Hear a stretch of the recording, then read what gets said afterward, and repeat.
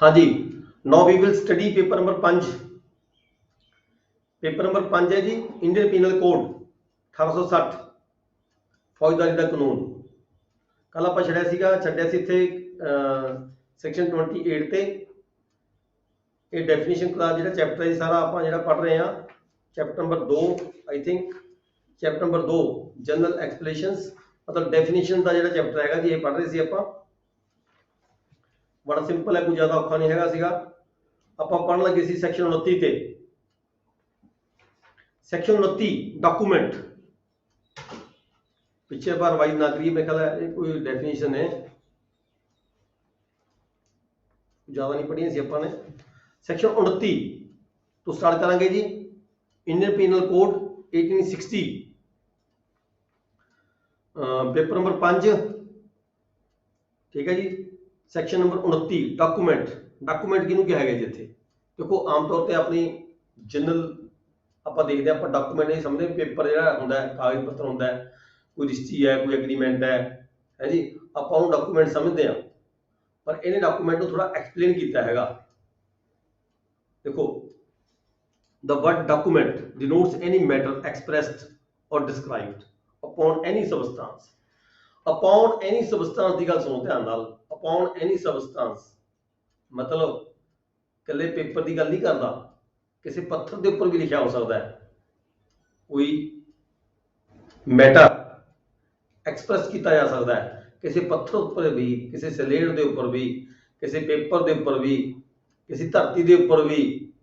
ठीक है जी, कोई मैटर एक्सप्लेन किया गया, डिस्क्राइब किया गया upon any substance by means of letters figures.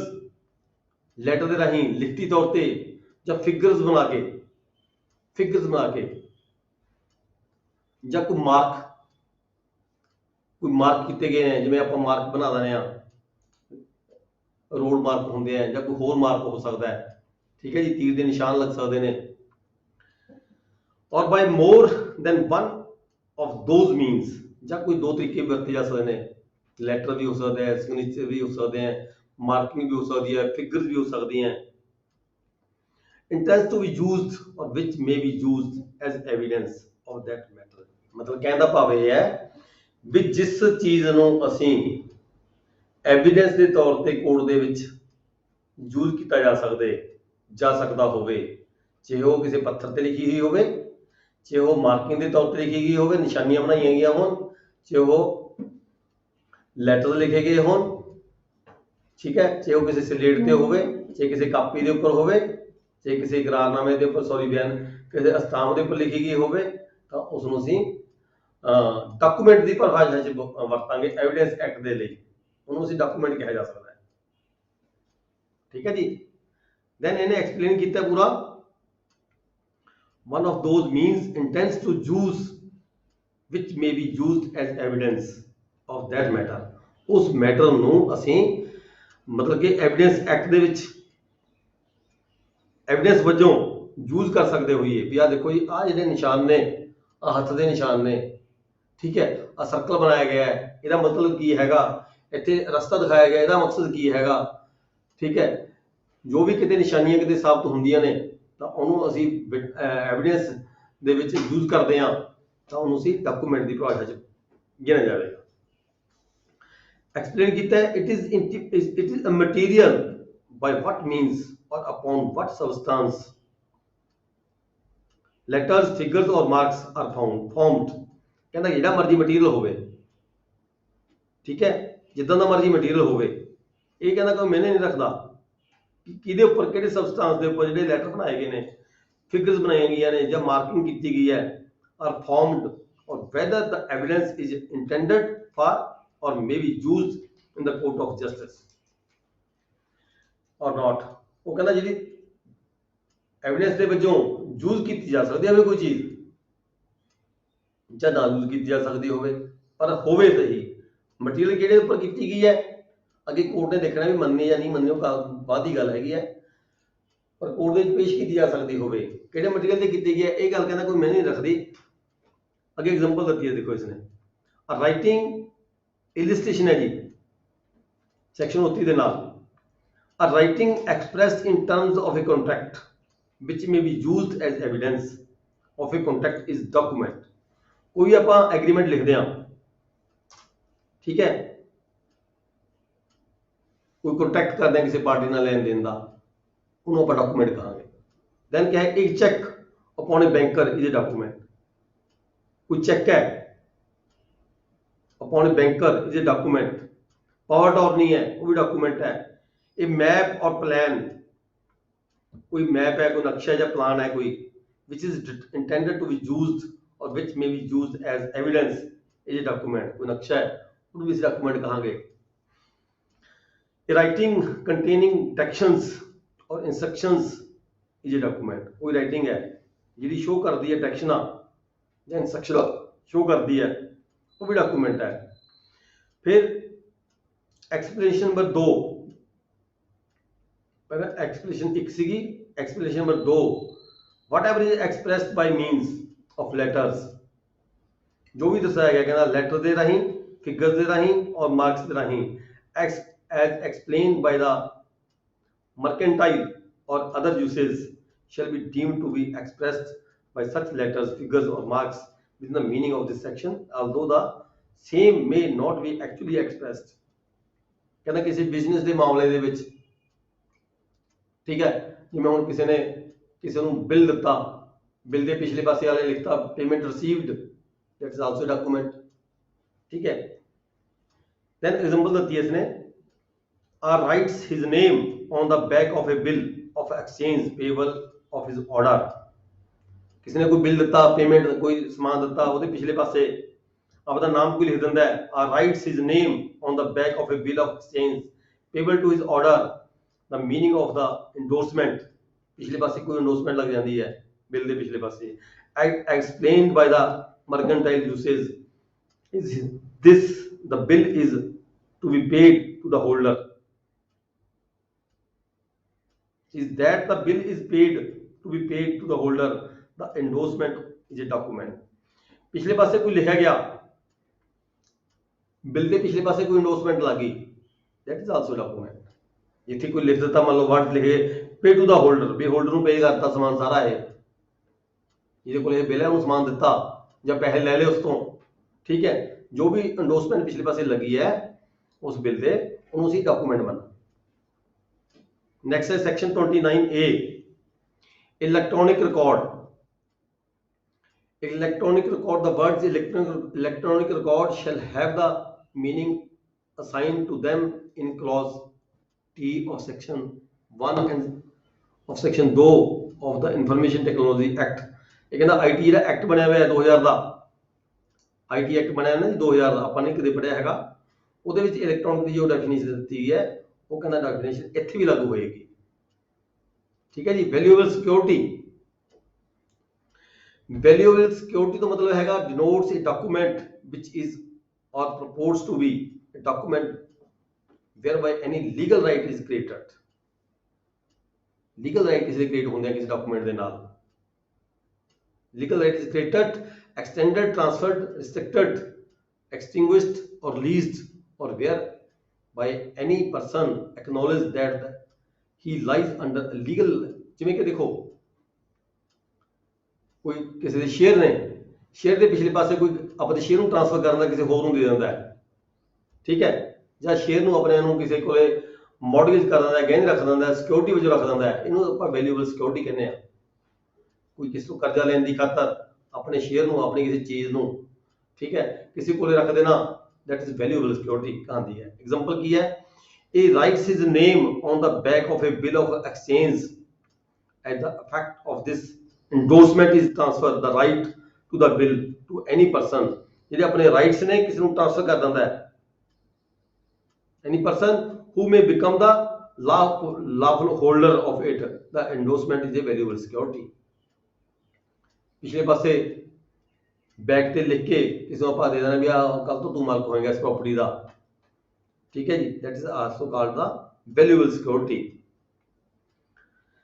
The certificates comments ਦਿੱਤੇ ਇਹਦੇ ਵਿੱਚ ਕੀ ਹੈ ਹੋਰ ਕਲੀਅਰ ਕਰਨ ਦੀ ਖਾਤਰ, the certificates which are found as forged for being admitted in the college could be described as valuable security। ਕਿਸੇ ਲੜਕੇ ਨੇ, ਕਿਸੇ ਮੁੰਡੇ ਨੇ, ਕਿਸੇ ਸਟੂਡੈਂਟ ਨੇ ਆਪਦੇ ਜਿਹੜੇ ਸਰਟੀਫਿਕੇਟ ਸੀਗੇ ਉਹ ਸਕੂਲ ਦੇ ਵਿੱਚ ਜਮ੍ਹਾਂ ਕਰਾ ਦਿੱਤੇ, ਜਾਂ ਸਕੂਲ ਵਾਲਿਆਂ ਨੇ ਲੈ ਕੇ ਰੱਖ ਲਏ ਐਜ਼ ਏ ਸਿਕਿਉਰਿਟੀ ਵੀ ਹਾਂ ਕੱਲ ਨੂੰ ਤੇਰੀ ਐਡਮਿਸ਼ਨ ਹੋਈ ਹੈ, ਤੈਨੂੰ ਆਪਣੇ ਜਿਹੜੇ ਹੈਗੇ ਓਰੀਜਨਲ ਡਾਕੂਮੈਂਟ ਜਮ੍ਹਾਂ ਕਰਾਉਣੇ ਪੈਣਗੇ, ਪਰ ਉਹ ਡਾਕੂਮੈਂਟ ਜਿਹੜੇ ਹੈਗੇ ਨੇ ਉਹ ਡੁਪਲੀਕੇਟ ਹੈਗੇ ਆ। ਠੀਕ ਹੈ, ਜਦੋਂ ਜਮ੍ਹਾਂ ਕਰਾਏ ਸੀਗੇ that is called A valuable security, ਉਹਨੇ ਕਿਸੇ ਸਿਕਿਉਰਿਟੀ ਦੇ ਮਕਸਦ ਲਈ ਜਮ੍ਹਾਂ ਕਰਾਏ ਸੀਗੇ, ਐਡਮਿਸ਼ਨ ਲੈਣੀ ਸੀ, ਐਡਮਿਸ਼ਨ ਦੇ ਮਕਸਦ ਲਈ ਜਮ੍ਹਾਂ ਕਰਾਏ ਸੀਗੇ। ਠੀਕ ਹੈ ਜੀ, ਜਦੋਂ ਆਪਾਂ ਇਦਾਂ ਕੋਈ ਡਾਕੂਮੈਂਟ ਕੋਈ ਚੀਜ਼ ਆਪਣੀ ਜਮ੍ਹਾਂ ਕਰਾਉਂਦੇ ਆ ਤਾਂ ਵੈਲਿਊਏਬਲ ਸਿਕਿਉਰਿਟੀ ਸਾਡੀ ਉਹਦੀ ਵੈਲਿਊਏਬਲ ਸਿਕਿਉਰਿਟੀ ਗਿਣੀ ਜਾਂਦੀ ਹੈ ਉਸਦੀ। ਫਿਰ ਦੇਣਾ ਜੀ ਬਿੱਲ ਆਪਾਂ ਸਾਰਿਆਂ ਨੂੰ ਪਤਾ, ਤੁਸੀਂ ਰੋਜ਼ ਦੇਖਦੇ ਹੋ ਬਿੱਲ ਕੀ ਹੁੰਦਾ ਹੈ। ਬਿੱਲ ਅੱਗੇ ਬਿੱਲ ਦੀਆਂ ਡੈਫੀਨੇਸ਼ਨ ਹੁੰਦੀਆਂ, ਖਾਨਗੀ ਬਿੱਲ, ਦੂਜੀ ਬਿੱਲ, ਜਿਹਦੇ ਵਿੱਚ ਕੋਈ ਬੰਦਾ ਆਪਣੇ ਜਿਹੜੇ ਵਿਊਜ਼ ਹੈ, ਬਿੱਲ ਉਹ ਹੁੰਦੀ ਹੈ ਜਿਹਦੇ ਵਿੱਚ ਕੋਈ ਬੰਦਾ ਆਪਣੇ ਵਿਊਜ਼ ਪ੍ਰਗਟ ਕਰਦਾ ਹੈ, ਜਾਨੀ ਕਿ ਆਪਣੇ ਰਾਈਟਸ ਹੈ, ਆਪਣੀ ਪ੍ਰਾਪਰਟੀ ਹੈ, ਕਿਸੇ ਨੂੰ ਅੱਗੇ ਫਰਦਰ ਡਿਕਲੇਅਰ ਕਰਦਾ ਵੀ ਮੇਰੇ ਮਰਨ ਤੋਂ ਬਾਅਦ ਇਹ ਬੰਦਾ ਮਾਲਕ ਹੋਏਗਾ। ਟੈਸਟਾਮੈਂਟਰੀ ਡਾਕੂਮੈਂਟ। ਠੀਕ ਹੈ ਜੀ, तो की करना है अपने 5 नंबर चैप्टर सेक्शन पेपर पढ़ रहे हैं ऐसे करके। है जी सर अपडेट नहीं मैं लगदा ਤੁਹਾਡੇ ਪ੍ਰੋਗਰਾਮ ਨਾਲ ਅਪਡੇਟ ਨਹੀਂ ਹੈਗੇ, ਇਹਨਾਂ ਨੂੰ ਲੱਗਦਾ ਸ਼ਾਇਦ ਉਰਦੂ ਦੀ ਕਲਾਸ ਨਾਲ। ਓਕੇ ਨਹੀਂ ਅੱਜ ਇਦਾਂ ਹੈਗਾ, ਜਿਹੜੀ ਉਰਦੂ ਦੀ ਕਲਾਸ ਹੈ ਆਪਣੀ ਉਹ ਪਹਿਲੇ 3 ਦਿਨ ਲੱਗਦੀ ਹੈ, ਤੇ ਜਿਹੜੇ ਦੂਜੇ 3 ਦਿਨ ਨੇ ਉਹ ਆਪਾਂ ਪੇਪਰ ਨੰਬਰ 4 ਦੇ ਪੇਪਰ 5 ਪੜ੍ਹ ਰਹੇ ਹਾਂ। ਪੇਪਰ ਗੱਲ ਕਰ ਰਹੇ ਜੀ, 5 ਦੀ ਗੱਲ ਕਰ ਰਹੇ ਜੀ, ਟਾਈਮ ਹੋ ਗਿਆ ਜੀ। 5 पेपर पढ़ रहे हैं जी अपन। हाँ जी, we are studying paper number 5। 5 ही पढ़ी है भाई। अच्छा अच्छा ठीक है सर, ठीक है 5 ही है। ओके कोई गल नहीं पेपर 5 ਤੁਸੀਂ ਬੁੱਕ ਕੱਢੋ ਜੀ ਆਪਣੀ ਇੰਡੀਅਨ ਪੀਨਲ ਕੋਡ, ਤੁਸੀਂ ਬੁੱਕ ਨਿਕਾਲ ਲਓ ਜੀ ਆਪਣਾ ਕੌਣ ਬੋਲੇ ਸੀਗਾ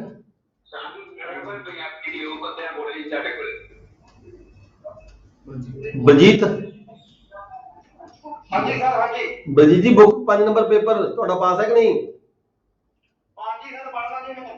हाँ फिर ठीक है, खोलो सेक्शन आईपीसी पढ़ रहे हैं अपन, सेक्शन 33 आ जाओ, 32 पे आ जाओ। सेक्शन 32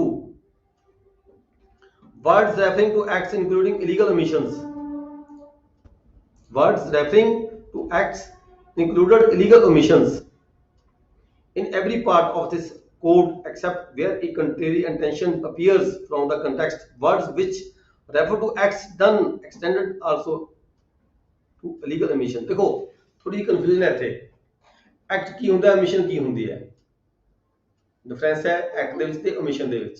ਇੱਕ ਤਾਂ ਹੁੰਦਾ ਹੈ ਕੋਈ ਗਲਤ ਕੰਮ ਨੂੰ ਕਰ ਦੇਣਾ, ਉਹ ਤਾਂ ਹੋ ਗਿਆ ਐਕਟ, ਠੀਕ ਹੈ। ਇੱਕ ਹੁੰਦਾ ਹੈ ਕੋਈ ਗਲਤ ਕੰਮ ਹੋਣ ਦੇਣਾ, ਮੰਨ ਲਓ ਕੋਈ ਸਿਕਿਉਰਿਟੀ ਲੱਗੀ ਹੋਈ ਹੈ ਕਿਸੇ ਬੈਂਕ ਦੇ ਵਿੱਚ, ਠੀਕ ਹੈ, ਬੈਂਕ ਨੂੰ ਆ ਕੇ ਲੁੱਟਣ ਵਾਸਤੇ ਆ ਗਏ ਕੁਝ ਲੋਕ, ਸਿਕਿਉਰਿਟੀ ਗਾਰਡ ਉਹਨਾਂ ਪਰਾਂ ਹੋ ਜਾਂਦਾ ਹੈ, ਚੁੱਪ ਕਰ ਜਾਂਦਾ ਹੈ, ਪਰਾਂ ਮੂੰਹ ਕਰ ਲੈਂਦਾ ਹੈ, ਮਤਲਬ ਉਹਨੇ ਓਮਿਸ਼ਨ ਕੀਤੀ ਹੈ ਇੱਥੇ, ਉਹਨੇ ਐਕਟ ਤਾਂ ਨਹੀਂ ਕੀਤਾ ਆਪ, ਉਹਨੇ ਆਪ ਜੁਰਮ ਨਹੀਂ ਕੀਤਾ, ਪਰ ਉਹਨੇ ਜੁਰਮ ਓਮਿਸ਼ਨ ਕੀਤੀ ਹੈ, ਜੁਰਮ ਨੂੰ ਹੋਣ ਦਿੱਤਾ ਹੈ। ਇਸ ਕਰਕੇ ਜਿਹੜਾ ਐਕਟ ਤੇ ਓਮਿਸ਼ਨ ਦੇ ਵਿੱਚ ਇਹ ਡਿਫਰੈਂਸ ਹੈਗਾ, ਇਹ ਜਗ੍ਹਾ ਜਗ੍ਹਾ ਤੇ ਤੁਹਾਡੇ ਯੂਜ਼ ਹੋਏਗਾ ਐਕਟ ਔਰ ਓਮਿਸ਼ਨ। ਐਕਟ ਕਰਨਾ ਕੋਈ ਗਲਤ ਕੰਮ ਆਪ ਕਰਨਾ, ਠੀਕ ਹੈ, ਓਮਿਸ਼ਨ ਕਿਸੇ ਗਲਤ ਕੰਮ ਨੂੰ ਹੋਣ ਦੇਣਾ, ਆਪ ਨਾ ਕਰਨਾ ਪਰ ਹੋਣ ਦੇਣਾ, ਚੁੱਪ ਕਰ ਜਾਣਾ, ਦੜ ਵੱਟ ਲੈਣਾ ਜਿਹਨੂੰ ਕਹੀ ਆਪਾਂ, ਠੀਕ ਹੈ, ਗਲਤ ਕੰਮ ਹੁੰਦਾ ਹੋ ਜੇ ਮੈਨੇ ਕੀ ਲੈਣਾ ਹੈ, ਜਾਂ ਜਾਣ ਕੇ ਜਾਣਬੁੱਝ ਕੇ ਗਲਤ ਕੰਮ ਹੋਣ ਦੇਣਾ, ਆਪ ਪਰਾਂ ਮੂੰਹ ਕਰ ਲੈਣਾ ਜਾਂ ਉਹਨਾਂ ਪਰਾਂ ਹੋ ਜਾਣਾ, ਠੀਕ ਹੈ। ਐਕਟ ਤੇ ਓਮਿਸ਼ਨ ਦੀ ਇਹ ਡੈਫੀਨੇਸ਼ਨ ਇੱਥੇ ਦਿੱਤੀ ਹੈ ਇਸਨੇ, ਇਹ ਸਿੰਪਲ ਜੀ ਗੱਲ ਮੈਂ ਤੁਹਾਨੂੰ ਸਮਝਾ ਦਿੱਤੀ, ਇਹੀ ਇਹਦਾ meaning. The act denotes as well as, ਬਾਕੀ ਤੁਸੀਂ ਪੰਜਾਬੀ ਦੀ ਤੁਹਾਡੀ ਬੁੱਕਸ ਪਤਾ ਨਹੀਂ ਕਲੀਅਰ ਹੈਗਾ ਕਿ ਨਹੀਂ ਹੈਗਾ, acts donates as well as a series of the acts। ਇਹ ਜਿਹੜਾ ਐਕਟ ਹੈਗਾ ਜਿਵੇਂ ਹੁਣ ਚੋਰੀ ਹੈ 2 ਵਾਰੀ ਕਰ ਲਈ, 3 ਵਾਰੀ ਕਰ ਲਈ, 4 ਵਾਰੀ ਕਰ ਲਈ, ਜਾਂ ਐਕਟ ਲਗਾਤਾਰ ਹੋਣ ਦਿੱਤਾ ਕੋਈ, ਜਾਂ ਓਮਿਸ਼ਨ ਲਗਾਤਾਰ ਹੋਣ ਦਿੱਤੀ, ਰੋਜ਼ ਹੀ ਕੋਈ ਬੰਦਾ ਕੋਈ ਬੈਂਕ ਦਾ ਕੋਈ EMPLOYE ਸੀਗਾ, ਰੋਜ਼ ਹੀ ਉਹ ਕੁਛ ਨਾ ਕੁਛ ਕਰਦਾ ਰਹਿੰਦਾ ਸੀਗਾ, ਉਹਦੀ ਜਿਹੜੀ ਸੀਰੀਜ਼ ਆਫ ਐਕਟ ਹੋਵੇ ਚਾਹੇ ਐਕਟ ਇੱਕ ਹੋਵੇ ਉਹ ਇੱਕੋ ਹੀ ਮੰਨਿਆ ਜਾਏਗਾ, ਠੀਕ ਹੈ। ਐਦੀ ਓਮਿਸ਼ਨ ਹੈ ਚਾਹੇ ਸੀਰੀਜ਼ ਆਫ ਓਮਿਸ਼ਨ ਵੀ ਹੋ ਸਕਦੀ ਹੈ, ਓਮਿਸ਼ਨ ਵੀ ਹੋ ਸਕਦੀ ਹੈ, ਰੈਗੂਲਰ ਵੀ ਹੋ ਸਕਦੀ ਹੈ, ਉਹ ਇੱਕ ਦਿਨ ਵੀ ਹੋ ਸਕਦੀ ਹੈ, ਲਗਾਤਾਰ 3-4 ਦਿਨ ਵੀ ਹੋ ਸਕਦੀ ਹੈ। ਦੇਨ ਆ ਗਿਆ ਜੀ acts done by several persons in furtherance of the common intention, very important section है जी, ਤੁਸੀਂ ਰੋਜ਼ ਹੀ ਇਹ ਦੇਖਦੇ ਹੋਵੋਗੇ। ਸੈਕਸ਼ਨ 34 ਤੁਸੀਂ ਦੇਖਿਆ ਹੋਵੇਗਾ ਆਮ ਤੌਰ ਤੇ ਜਿੰਨੇ ਵੀ ਪਰਚੇ ਚੋਰੀ ਦੇ ਹੁੰਦੇ ਨੇ, ਠੀਕ ਹੈ ਜੀ, ਜਿੰਨੇ ਵੀ ਪਰਚੇ ਮਰਡਰ ਦੇ ਹੁੰਦੇ ਨੇ 302 ਦੇ ਹੁੰਦੇ, ਜਿੱਥੇ 2 ਜਾਂ 3 ਬੰਦੇ ਇਨਵੋਲਵ ਹੁੰਦੇ ਆ, ਠੀਕ ਹੈ, ਅਬੈਟਮੈਂਟ ਦੇ ਪਰਚੇ ਹੁੰਦੇ ਆ, 306 ਦੇ ਸੁਸਾਈਡ ਦੇ ਪਰਚੇ ਹੁੰਦੇ ਆ, ਠੀਕ ਹੈ, ਉੱਥੇ ਤੁਸੀਂ ਦੇਖਿਆ ਹੋਵੇਗਾ 300 ਦੇ ਨਾਲ 302 ਦੇ ਨਾਲ 334 304 ਦੇ ਨਾਲ 304 ਦੇ ਨਾਲ ਵੀ 34, ਠੀਕ ਹੈ, 306 ਦੇ ਨਾਲ ਵੀ 34 307 ਨਾਲ ਵੀ 34। ਇਹ ਰੀਡ ਵਿਦ ਸੈਕਸ਼ਨ 34 ਹਰ ਥਾਂ ਤੇ ਲੱਗੀ ਹੀ ਹੁੰਦੀ ਹੈ। ਇਹਦਾ ਮਤਲਬ ਕੀ ਹੈ, ਤੁਸੀਂ ਧਿਆਨ ਨਾਲ ਸਮਝੋ। ਰੂਟੀਨ 'ਚ ਤੁਸੀਂ ਦੇਖਦੇ ਹੋਵੋਗੇ, ਜਿੰਨੇ ਵੀ ਤੁਸੀਂ ਕਦੇ FIR ਕਿਸੇ ਨੇ ਪੜ੍ਹੀ ਹੋਏਗੀ ਜਾਂ ਆਪਾਂ ਅਖਬਾਰਾਂ 'ਚ ਖਬਰਾਂ ਪੜ੍ਹਦੇ ਹਾਂ, ਜਦੋਂ ਕਿਸੇ ਤੇ ਪਰਚਾ ਦਰਜ ਹੁੰਦਾ ਹੈ, ਅਸੀਂ ਦੇਖਦੇ ਹਾਂ ਵੀ ਆਹ ਧਾਰਾ ਉਹਦੇ ਲੱਗ ਗਈ। ਉਹਦੇ ਵਿੱਚ ਜ਼ਿਆਦਾਤਰ ਆਮ ਤੌਰ ਤੇ ਕੀ ਹੁੰਦਾ, ਸੈਕਸ਼ਨ 34 ਵਿੱਚ ਨਾਲ ਧਾਰਾ ਜੁੜੀ ਹੋਈ ਹੁੰਦੀ ਹੈ। ਇਹਦਾ ਮਤਲਬ ਕੀ ਹੈ? ਇਹਦਾ ਮਤਲਬ ਇਹ ਹੈ ਵੀ ਜਦੋਂ ਕੋਈ ਵਿਅਕਤੀ, 2 ਜਾਂ 2 ਤੋਂ ਵੱਧ ਵਿਅਕਤੀ ਕਿਸੇ ਕਾਮਨ ਅਟੈਂਸ਼ਨ ਦੇ ਨਾਲ, ਕਿਸੇ ਪਲੈਨਿੰਗ ਦੇ ਨਾਲ ਕੋਈ ਗਲਤ ਕੰਮ ਕਰਦੇ ਨੇ, ਠੀਕ ਹੈ, 2 ਜਾਂ 2 ਤੋਂ ਵੱਧ ਵਿਅਕਤੀ, ਜਿਹੜਾ ਇਕੱਲਾ ਵਿਅਕਤੀ ਹੈ, ਜਿੱਥੇ ਵਿਅਕਤੀ ਇਕੱਲਾ ਉੱਥੇ ਸੈਕਸ਼ਨ 34 ਨਹੀਂ ਲੱਗਦੀ। ਬਿਲਕੁਲ ਸਿੰਪਲ ਜੀ ਗੱਲ ਹੈ ਜੀ, ਜਿਸੇ ਬੰਦਾ ਇਕੱਲਾ ਹੈਗਾ, ਸਿੰਗਲ ਪਰਸਨ ਨੇ ਕੋਈ ਐਕਟ ਕਮਿਟ ਕੀਤਾ, ਕੋਈ ਆਫੈਂਸ ਕਮਿਟ ਕੀਤਾ, then section 34 not applicable. 2 or more persons with the common attention, ठीक है, 2 or more persons with the common attention acts, देखो ਇਹਦੇ ਵਿੱਚ ਕਲੀਅਰ ਕੀਤਾ ਹੈ, acts done by several persons in furtherance of the common attention, ਜੋ ਉਹਨਾਂ ਦੀ ਸਾਰਿਆਂ ਦੀ common attention ਇੱਕ ਹੋਵੇ ਵੀ ਆਪਣੇ ਆ ਗਲਤ ਕੰਮ ਕਰਨਾ ਹੈ, ਚੋਰੀ ਕਰਨੀ ਹੈ, ਠੱਗੀ ਮਾਰਨੀ ਹੈ, ਠੀਕ ਹੈ, ਜਾਂ ਇਹ ਡਾਕਾ ਮਾਰਨਾ ਹੈਗਾ। When a criminal act is done by several persons in furtherance of the common attention of all, ਸਾਰਿਆਂ ਦੀ ਇੱਕੋ ਹੀ ਮੀਟਿੰਗ ਬੁਲਾਈ ਹੋਈ, ਜਿਵੇਂ ਕਹਿੰਦੇ ਆਪਾਂ ਦੇਖਦੇ ਹਾਂ ਪੁਲਿਸ ਵਾਲੇ ਕਈ ਵਾਰੀ ਪਰਚਾ ਦਰਜ ਕਰਦੇ ਨੇ ਜਾਂ ਕੋਈ ਸਟੋਰੀ ਆਉਂਦੀ ਹੈ ਅਖਬਾਰ ਦੇ ਵਿੱਚ ਵੀ ਉਹਨੇ ਪਹਿਲੇ ਉਹ ਫਲਾਣੀਆਂ ਝਾੜੀਆਂ ਕੋਲੇ ਬੈਠ ਕੇ ਉਹਨੇ ਕੋਈ ਸਕੀਮ ਬਣਾਈ, ਚੋਰੀ ਕਰਨ ਦੀ ਸਕੀਮ ਬਣਾਈ ਹੈ ਜੀ, ਡਾਕਾ ਮਾਰਨ ਦੀ ਸਕੀਮ ਬਣਾਈ, ਫਲਾਣੀ ਜਗ੍ਹਾ ਤੇ ਉਹ ਸਕੀਮ ਬਣਾਉਂਦੇ ਪਕੜੇ ਗਏ, ਠੀਕ ਹੈ ਜੀ, ਸਕੀਮ ਬਣਾਉਂਦੇ ਪਕੜੇ ਗਏ, ਡਾਕਾ ਮਾਰਦੇ ਤੋਂ ਪਹਿਲਾਂ ਉਹਨਾਂ ਨੇ ਕੋਈ ਸਕੀਮ ਬਣਾਈ, ਉਹ ਪਕੜੇ ਗਏ। ਉਹ ਜਦੋਂ ਇਹ ਗੱਲ ਆ ਜਾਂਦੀ ਹੈ ਤਾਂ ਇਹ ਕਾਮਨ ਟੈਂਸ਼ਨ ਉਹਦੀ ਸਾਰਿਆਂ ਦੀ ਇੱਕ ਆ ਜਾਂਦੀ ਹੈ। ਕਾਮਨ ਟੈਂਸ਼ਨ ਜਿੱਥੇ ਇੱਕ ਆ ਗਈ ਤਾਂ ਸੈਕਸ਼ਨ 34 ਲਾਗੂ ਹੋ ਜਾਂਦਾ ਹੈ। 34 ਦਾ ਮਤਲਬ ਕੀ ਹੁੰਦਾ ਹੈ? 34 ਚ ਮਤਲਬ ਇਹ ਆ ਜਾਂਦਾ ਹੈ ਵੀ ਜੇ ਕੋਈ ਵਿਅਕਤੀ ਇਕੱਲੇ ਤੌਰ ਤੇ ਵੀ ਕੋਈ ਜ਼ੁਲਮ ਕਰਦਾ, ਹੁਣ ਉਹਨੇ ਇਕੱਠੇ ਨੇ ਕੀਤਾ ਹੈ, ਤਾਂ ਉਹਦੇ ਦਿਮਾਗ ਦੇ ਵਿੱਚ ਇਹ ਨਹੀਂ ਹੋਣਾ ਚਾਹੀਦਾ ਵੀ ਇਹਦਾ ਇਕੱਠੇ ਨੇ ਕੀਤਾ ਹੈ, ਮੈਂ ਕਿਹੜਾ ਇਕੱਲੇ ਨੇ ਕੀਤਾ ਹੈ, ਮੈਂ ਕਿਹੜਾ ਇਹਦਾ ਜ਼ੋਰ ਦਾ ਭਾਗੀ ਹਾਂ। ਨਹੀਂ, ਉਹਦੇ ਤੇ ਉਹੀ ਜੁਰਮ ਲਾਗੂ ਹੋਏਗਾ ਜੇਕਰ ਉਹੀ ਐਕਟ, ਉਹੀ ਜੁਰਮ ਉਹ ਇਕੱਲੇ ਤੌਰ ਤੇ ਕਰਦਾ।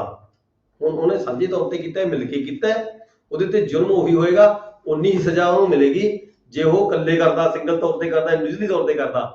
ਉਹਨੇ ਕਾਮਨ ਟੈਂਸ਼ਨ ਸਾਰੇ ਬੰਦਿਆਂ ਦੀ ਨਾਲ ਮਿਲ ਕੇ ਕੀਤਾ ਤਾਂ ਉਹਦਾ ਜਿਹੜਾ ਜੁਰਮ ਹੈਗਾ ਇੱਥੇ ਉਹ ਵੰਡ ਨਹੀਂ ਜਾਂਦਾ ਵੀ 4 ਬੰਦੇ ਨੇ ਕੀਤਾ, 4 ਬੰਦੇ ਚ ਵੰਡ ਕੇ ਅੱਧਾ ਹੋ ਜਾਊਗਾ, ਚੌਥਾ ਹਿੱਸਾ ਹੋ ਜਾਏਗਾ। ਨਹੀਂ, ਜਿਹੜਾ ਜੁਰਮ ਹੈ ਉਹ ਜਿਵੇਂ ਉਹ ਇਕੱਲਾ ਕਰਦਾ ਉਨਾ ਹੀ ਜੁਰਮ ਉਹ ਉਸਨੇ ਕਾਮਨ ਟੈਂਸ਼ਨ ਦੇ ਵਿੱਚ ਮਿਲ ਕੇ, ਜੇ 5 ਬੰਦੇ 7 ਬੰਦੇ 10 ਬੰਦੇ ਜਿਵੇਂ ਕੀਤਾ, ਉਹ ਜਿਵੇਂ ਕਿ ਇਕੱਲੇ ਬੰਦੇ ਕਰਦਾ ਸੀਗਾ ਉਦੋਂ ਉਹਦੇ ਲਾਗੂ ਹੋਏਗਾ।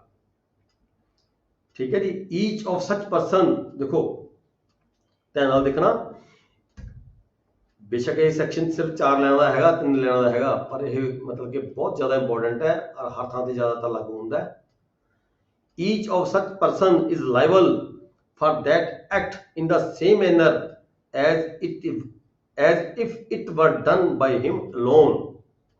ਕਲੀਅਰ ਹੈ ਜੀ ਵੀ ਇੰਨਾ ਹੀ ਉਹ ਜੁਰਮ ਉਹਦੇ ਲਾਗੂ ਹੋਏਗਾ ਜਿਵੇਂ ਕਿ ਉਹ ਜਿਹੜਾ ਐਕਟ ਸੀਗਾ ਉਹਨੇ ਇਕੱਲੇ ਨੇ ਕੀਤਾ ਹੁੰਦਾ, ਬੇਸ਼ੱਕ ਉਹਨਾਂ ਨੇ ਸਾਰਿਆਂ ਨੇ ਮਿਲ ਕੇ ਕੀਤਾ ਹੈਗਾ। ਠੀਕ ਹੈ। ਕਮੈਂਟਸ ਕੀ ਹੈ ਇਹਦੇ ਚ ਕੀ ਹੈ, ਜਿਹੜੀ ਪ੍ਰੋਸੀਕਿਊਸ਼ਨ ਹੋਏਗੀ ਜਿਵੇਂ ਕਿ ਸਰਕਾਰ, ਦੇਖੋ ਵੈਸੇ ਤਾਂ ਤੁਹਾਨੂੰ ਸਾਰਿਆਂ ਨੂੰ ਪਤਾ ਹੈ ਪਰ ਫਿਰ ਵੀ ਚਲੋ ਕਈ ਵਾਰੀ ਨਹੀਂ ਪਤਾ ਹੁੰਦਾ, ਆਪਾਂ ਗੱਲ ਕਲੀਅਰ ਕਰ ਲਈਏ। ਜਿੰਨੇ ਵੀ IPC ਦੇ ਵਿੱਚ ਮੁਕੱਦਮੇ ਚੱਲਦੇ ਆ, FIR ਲਾਜ਼ ਹੁੰਦੀਆਂ ਨੇ, ਠੀਕ ਹੈ, ਇਹ ਜਿਹੜੀਆਂ FIR ਲਾਜ਼ ਹੁੰਦੀਆਂ ਨੇ on the statement of the aggrieved party, ਕਿਸੇ ਪਰਿਵਾਰ ਦੇ ਮੈਂਬਰ ਤੋਂ ਜਾਂ ਅਗਰੀਵਡ ਪਾਰਟੀ ਦੇ ਸਟੇਟਮੈਂਟ ਦੇ ਦਰਜ ਹੁੰਦੀਆਂ ਨੇ, ਪਰ ਸਰਕਾਰ ਵੱਲੋਂ ਟਰਾਈ ਕੀਤੇ ਜਾਂਦੇ ਸਾਰੇ ਮੁਕੱਦਮੇ IPC ਦੇ ਵਿੱਚ, ਗਵਰਨਮੈਂਟ ਵੱਲੋਂ ਸਟੇਟ ਵਰਸਸ ਫਲਾਣਾ, ਸਟੇਟ ਵਰਸਸ ਫਲਾਣਾ, ਸਟੇਟ ਵਰਸਸ ਫਲਾਣਾ। ਠੀਕ ਹੈ। ਅੱਗੇ ਮੈਂ ਥੋੜਾ ਇਸ ਤੋਂ ਵਿਸ਼ੇ ਤੋਂ ਬਾਹਰ ਗੱਲ ਕਰ ਰਿਹਾ। ਜਿੰਨੇ ਵੀ ਮੁਕੱਦਮੇ ਹੁੰਦੇ ਨੇ ਆਈਪੀਸੀ ਦੇ ਵਿੱਚ, ਇਹ ਦੋ ਤਿੰਨ ਤਰ੍ਹਾਂ ਦੇ ਹੁੰਦੇ ਨੇ, ਕੰਪਾਊਂਡੇਬਲ ਵੀ ਹੁੰਦੇ ਨੇ, ਨਾਨ ਕੰਪਾਊਂਡੇਬਲ ਵੀ ਹੁੰਦੇ ਨੇ। ਜਿਹੜੇ ਸੀਰੀਅਸ ਕੇਸ ਹੁੰਦੇ ਨੇ, ਸੀਰੀਅਸ ਕੇਸ ਨੇਚਰ ਦੇ ਜਿਹੜੇ ਕੇਸ ਹੁੰਦੇ ਨੇ, that is not compoundable. Compoundable ਮਤਲਬ ਜਿਨ੍ਹਾਂ ਦੇ ਜਿਹੜੇ ਪਾਰਟੀਆਂ ਆਪਸ ਵਿੱਚ ਸਮਝੌਤਾ ਨਹੀਂ ਕਰ ਸਕਦੀਆਂ। ਨਾਨ ਕੰਪਾਊਂਡੇਬਲ ਜਿੱਥੇ ਪਾਰਟੀਆਂ ਸਮਝੌਤਾ ਕਰ ਸਕਦੀਆਂ ਨੇ ਕੰਪਾਊਂਡੇਬਲ ਹੋ ਗਿਆ, ਜਿੱਥੇ ਸਮਝੌਤਾ ਨਹੀਂ ਪਾਰਟੀਆਂ ਕਰ ਸਕਦੀਆਂ ਦੈਟ ਇਜ਼ ਨਾਟ ਕੰਪਾਊਂਡੇਬਲ। ਏਦਾਂ ਹੀ ਬੇਲੇਬਲ ਤੇ ਨਾਨ ਬੇਲੇਬਲ, ਜਿਹੜੇ ਸੀਰੀਅਸ ਨੇਚਰ ਦੇ ਕੇਸ ਨੇ ਉਹਨਾਂ ਦੀ ਜਿਹੜੀ ਬੇਲ ਹੈਗੀ ਹੈ, ਜਿਹੜਾ ਇਨਕੁਆਰੀ ਆਫਿਸ ਹੁੰਦਾ ਆਈਓ ਹੁੰਦਾ ਹੈ, ਆਈਓ ਕੋਲ ਅਧਿਕਾਰ ਹੁੰਦਾ। ਬਹੁਤ ਸਾਰੇ ਕੇਸਾਂ ਜਿਹੜੇ ਮਾਈਨਰ ਕੇਸ ਹੁੰਦੇ ਨੇ ਉਹਨਾਂ ਵਿੱਚ ਆਈਓ ਕੋਲ ਅਧਿਕਾਰ ਹੁੰਦਾ, ਉਹ ਆਪਣੇ ਪੱਧਰ ਤੇ ਹੀ ਜਿਹੜੀ ਤੁਹਾਡੀ ਜ਼ਮਾਨਤ ਹੈ ਲੈ ਲੈਂਦਾ ਹੈ। ਪਰ ਜਿਹੜੇ ਮੁਕੱਦਮੇ ਸੀਰੀਅਸ ਨੇਚਰ ਦੇ ਹੁੰਦੇ ਨੇ, ਜਿਹੜੀ ਕਿ 302 ਹੋ ਗਈ, 304 ਹੋ ਗਈ, 306 ਹੋ ਗਈ ਹੈ ਜੀ, 299 ਹੋ ਗਈ, ਹੋਰ ਬਹੁਤ ਸਾਰੀਆਂ ਸੈਕਸ਼ਨਸ ਹੈਗੀਆਂ ਨੇ, ਆਪਾਂ ਉਹਦੇ ਵਿੱਚ ਡਿਸਕਸ ਕਰਾਂਗੇ ਡਿਟੇਲ ਦੇ ਵਿੱਚ। ਪੂਰੀ ਇੱਕ ਵੱਖਰੇ ਤੌਰ ਤੇ ਇੱਕ ਬਣਿਆ ਹੋਇਆ ਹੈਗਾ ਚੈਪਟਰ ਹੈਗਾ, ਜਿਸ 'ਚ ਦੱਸਿਆ ਗਿਆ ਹੈਗਾ ਵੀ ਆਪਾਂ ਕਿਹੜੇ ਕਿਹੜੇ, ਤੁਹਾਨੂੰ ਸਾਰੀ ਬੁੱਕ ਖੋਲਣ ਦੀ ਵੀ ਲੋੜ ਨਹੀਂ ਹੁੰਦੀ, ਉੱਥੇ ਇੱਕ ਲਿਸਟ ਬਣੀ ਹੋਈ ਹੈ ਵੀ ਆਹ ਜਿਹੜੇ ਕੇਸ ਨੇ ਕੰਪਾਊਂਡੇਬਲ ਨੇ, ਇਹ ਵਾਲੇ ਕੇਸ ਜਿਹੜੇ ਨਾਨ ਕੰਪਾਊਂਡੇਬਲ ਨੇ, ਇਹ ਕੇਸ ਨੇ ਬੇਲੇਬਲ ਨੇ, ਇਹ ਕੇਸ ਨਾਨ ਬੇਲੇਬਲ ਨੇ। ਠੀਕ ਹੈ ਜੀ।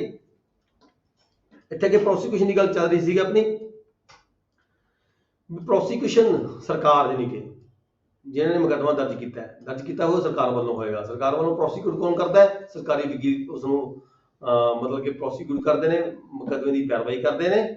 ਬੇਸ਼ੱਕ ਪਾਰਟੀਆਂ ਆਪਣੇ ਪੱਧਰ ਤੇ ਵੀ ਪ੍ਰਾਈਵੇਟ ਵਕੀਲ ਲੈ ਲੈਂਦੀਆਂ ਨੇ, ਪਰ ਜੇ ਕੋਈ ਨਾ ਵੀ ਲਵੇ ਤਾਂ ਇਹਦੇ ਵਿੱਚ ਜਿਹੜੇ ਸਰਕਾਰੀ ਵਕੀਲ ਨੇ ਉਹ ਸਰਕਾਰ ਵੱਲੋਂ ਹਰ ਜਿਹੜਾ ਆਈਪੀਸੀ ਦੇ ਤਹਿਤ ਮੁਕੱਦਮਾ ਦਰਜ ਹੋਇਆ ਹੁੰਦਾ ਹੈ, ਸਰਕਾਰੀ ਵੀ ਵਕੀਲ ਉਹਦੀ ਪੈਰਵਾਈ ਕਰਦੇ ਨੇ। ਤੇ ਜਿਹੜਾ ਕੰਸਰਨਡ ਆਫੀਸਰ ਹੁੰਦਾ ਆਈਓ, ਕੰਸਰਨਡ ਥਾਣਾ, ਜਿਸ ਥਾਣੇ 'ਚ ਉਹ ਮੁਕੱਦਮਾ ਦਰਜ ਹੋਇਆ ਹੁੰਦਾ, ਉਸ ਥਾਣੇ ਦਾ ਜਿਹੜਾ ਆਫੀਸਰ ਹੁੰਦਾ ਜਿਹਦੀ ਇਸ ਮੁਕੱਦਮੇ ਤੇ ਪਾਰਟੀਕੂਲਰ ਡਿਊਟੀ ਲੱਗੀ ਹੁੰਦੀ ਆ, ਉਹ ਉਸਨੂੰ ਜਿਹੜਾ ਰਿਕਾਰਡ ਹੈਗਾ ਉਹ ਮੁਹੱਈਆ ਕਰਾਉਂਦਾ ਕੰਸਰਨਡ ਜਿਹੜਾ ਹੈਗਾ ਸਰਕਾਰੀ ਵਕੀਲ। ਠੀਕ ਹੈ ਜੀ। ਅੱਗੇ ਹੈਗਾ ਸੀਗਾ ਇਹਦੇ 'ਚ ਆਪਾਂ ਪੜ੍ਹ ਰਹੇ ਸੀਗੇ ਵੀ ਬਰਡਨ ਜਿਹੜਾ ਪ੍ਰੂਵ ਹੈ, ਬਰਡਨ ਇਹ ਕਮੈਂਟਸ ਪੜ੍ਹ ਰਹੇ ਸੀ, burden lies on the prosecution to prove that actual participation of more than one person or commission of crime acts was done in the furtherance of common intention at a prior consult। ਕਹਿੰਦਾ ਵੀ ਜ਼ੁਲਮ ਕਰਨ ਤੋਂ ਪਹਿਲਾਂ ਪਾਰਟੀਆਂ ਨੇ ਕੋਈ meeting ਕੀਤੀ ਹੋਵੇ, ਕੋਈ ਮੀਟਿੰਗ ਕੀਤੀ ਹੋਵੇ, ਕੋਈ ਕਾਮਨ ਰਾਏ ਬਣਾਈ ਹੋਵੇ, ਇਹ ਜਿਹੜਾ ਸਾਬਤ ਕਰਨਾ ਹੈਗਾ ਇਹ ਜਿਹੜੀ ਪ੍ਰੋਸੀਕਿਊਸ਼ਨ ਦੀ ਜ਼ਿੰਮੇਵਾਰੀ ਬਣਦੀ ਹੈ। ਮੰਨ ਲਓ ਹੁਣ ਪਲੈਨਿੰਗ ਤਾਂ 6 ਬੰਦਿਆਂ ਨੇ ਕੀਤੀ, ਜੁਰਮ ਜਾ ਕੇ ਇੱਕ ਬੰਦੇ ਨੇ ਕੀਤਾ। ਠੀਕ ਹੈ, ਜੁਰਮ ਜਾ ਕੇ ਇੱਕ ਬੰਦੇ ਨੇ ਕੀਤਾ। ਹੁਣ ਕਈ ਥਾਂ ਤੇ ਆਪਾਂ ਦੇਖਾਂਗੇ ਵੀ ਆਪਾਂ ਉਹ ਇਕੱਲੇ ਬੰਦੇ ਦੇ ਖਿਲਾਫ ਮੁਕੱਦਮਾ ਦਰਜ ਹੋਣਾ ਚਾਹੀਦਾ, ਪਰ ਪੁਲਿਸ ਵਾਲੇ ਮੁਕੱਦਮਾ ਦਰਜ ਕੀਤਾ 6 ਬੰਦਿਆਂ ਦੇ ਖਿਲਾਫ ਜਾਂ 5 ਦੇ ਖਿਲਾਫ, ਉੱਥੇ ਫਿਰ ਪੁਲਿਸ ਦੀ ਜ਼ਿੰਮੇਵਾਰੀ ਬਣ ਜਾਂਦੀ ਹੈ ਵੀ 5 ਬੰਦਿਆਂ ਨੇ ਕੋਈ ਪਲੈਨਿੰਗ ਬਣਾਈ ਸੀ, ਕੋਈ ਰਾਏ ਬਣਾਈ ਸੀ ਬੈਠ ਕੇ, ਉਹਨਾਂ ਦੀ ਕਾਮਨ ਟੈਂਸ਼ਨ ਸੀਗੀ ਸਾਰਿਆਂ ਦੀ। ਠੀਕ ਹੈ, ਉਹਨੇ ਪਾਰਟੀਸਪੇਟ ਕੀਤਾ। ਮੰਨ ਲਓ ਇੱਕ ਬੰਦਾ ਤਾਂ ਅੰਦਰ ਚਲਾ ਗਿਆ, ਕਿਸੇ ਘਰ 'ਚ ਚੋਰੀ ਕਰਨੀ ਸੀ ਜਾਂ ਡਾਕਾ ਮਾਰਨਾ ਸੀ, 2 ਬੰਦੇ ਅੰਦਰ ਚਲੇ ਗਏ, 2 ਬਾਹਰ ਖੜੇ, 2 ਕਿਸੇ ਹੋਰ ਮੋੜ ਤੇ ਖੜ ਗਏ, 2 ਕਿਸੇ ਹੋਰ ਮੋੜ ਤੇ ਖੜ ਗਏ। ਠੀਕ ਹੈ ਜੀ। ਇੱਥੇ ਆਪਾਂ ਇਹ ਨਹੀਂ ਕਹਿ ਸਕਦੇ ਵੀ ਜਿਹਨੇ ਡਾਕਾ ਮਾਰਿਆ ਉਹੀ ਜ਼ਿੰਮੇਵਾਰ ਹੈ ਇਕੱਲਾ। ਠੀਕ ਹੈ, ਇੱਥੇ ਜਿਹੜੇ ਬੰਦੇ ਦੀ ਕਾਮਨ ਟੈਂਸ਼ਨ ਸੀ ਇਸ ਡਾਕੇ ਮਾਰਨ ਨੂੰ, ਇਸ ਗਲਤ ਕੰਮ ਨੂੰ ਲੈ ਕੇ, ਆਫੈਂਸ ਨੂੰ ਲੈ ਕੇ, ਜਿਹੜੇ ਬੰਦੇ ਉਸ ਵੇਲੇ ਇਨਵੋਲਵ ਸੀ, ਚਾਹੇ ਉਸਨੇ ਆਪਦਾ ਕੋਈ ਵੀ ਰੋਲ ਨਿਭਾਇਆ, ਚਾਹੇ ਉਹ ਮੋਟਰਸਾਈਕਲ ਸਟਾਰਟ ਕਰਕੇ ਖੜਿਆ ਹੈ ਬਾਹਰ ਰੋਡ ਤੇ ਵੀ ਆ ਜਾ ਫਟਾਫਟ ਤੇ ਮੈਂ ਤਿਆਰ ਹਾਂ ਤੇ ਤੈਨੂੰ ਲੈ ਕੇ ਨਾਲ ਦੀ ਨਾਲ ਚੱਲ ਪੰਜ, ਕੋਈ ਐਸੀ ਗੱਲ ਹੁੰਦੀ ਹੈ। ਜੇ ਦੂਜੇ ਮੋੜ ਤੇ ਕੋਈ ਹੋਰ ਖੜਾ ਹੈ, ਤੀਜੇ ਮੋੜ ਤੇ ਕੋਈ ਹੋਰ ਖੜਾ ਹੈ। ਠੀਕ ਹੈ ਜੀ। ਮਤਲਬ ਕਿ ਉਹਨਾਂ ਦੀ ਟੈਨਸ਼ਨ ਸਾਰਿਆਂ ਦੀ ਇੱਕ ਹੋਣੀ ਚਾਹੀਦੀ ਹੈ। ਫਿਰ then they are also punishable, equal offence.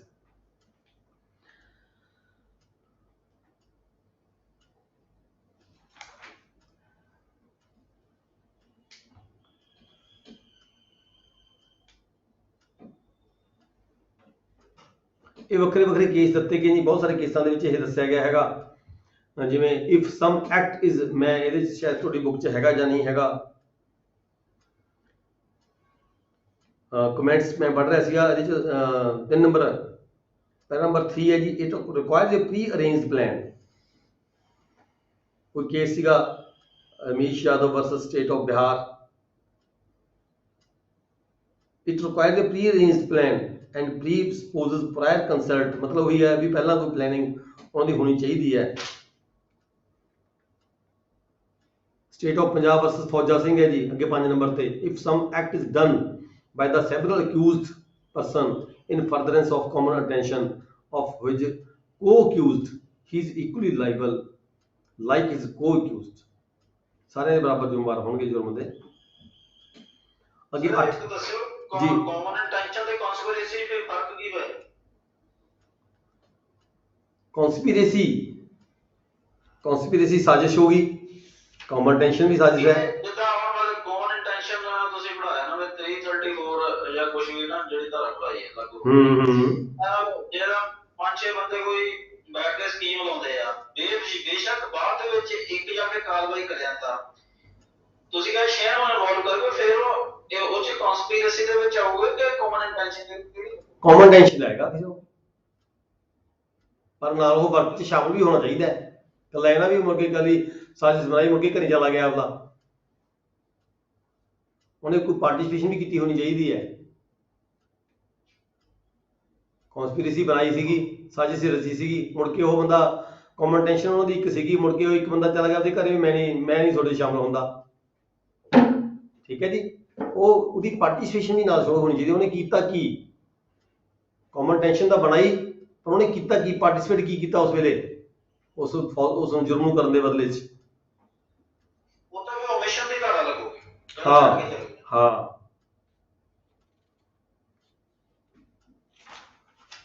लगे आया जी section 35 when such an act is criminal by reason of its being done। मतलब जो कोई कम है वो क्रिमिनल है ਜਿਹੜਾ ਕੀਤਾ उन्होंने। ठीक है, section 35 with the criminal knowledge or attention। Criminal the knowledge दे नाल क्रिमिनल अटेंशन दे नाल कोई काम कीता है। whenever an act कोई काम है जरा which is criminal only by reason of its being done with a criminal knowledge or attention is done by the several persons, each of such person who joins in the act with such knowledge or attention is liable for the act in the same manner as if the act were done by him alone with that knowledge or attention। ये मतलब देखो इतने section 35 मिलता जुलता ਉਹਦੇ ਨਾਲ। कोई act है, कोई काम है, कोई जुर्म है जी तो वो मतलब क्रिमिनल नॉलेज ਨਾਲ ਕਰਦੇ ਆ ਆਪਾਂ ਅਸੀਂ। ठीक है, फिर तो देखो क्रिमिनल हो गया। ये अचानक उत्ते हो जाता साडी कोई क्रिमिनल टेंशन नहीं सीगी, एक्सीडेंटल हो जाता है होर हो जाते हैं। ठीक है, उत्थे साडी कोई क्रिमिनल टेंशन थोड़ा होंदी है भी असीं कोई कॉमन टेंशन हुण कोई जानबुझ के किसी उपर गड्डी चाढ़ देनी, 4 बंदे गड्डी 'ਚ बैठे उहदी कॉमन टेंशन ये हैगी है भी आपां ये मतलब कि फलाने बंदे नूं एक्सीडेंट करना है।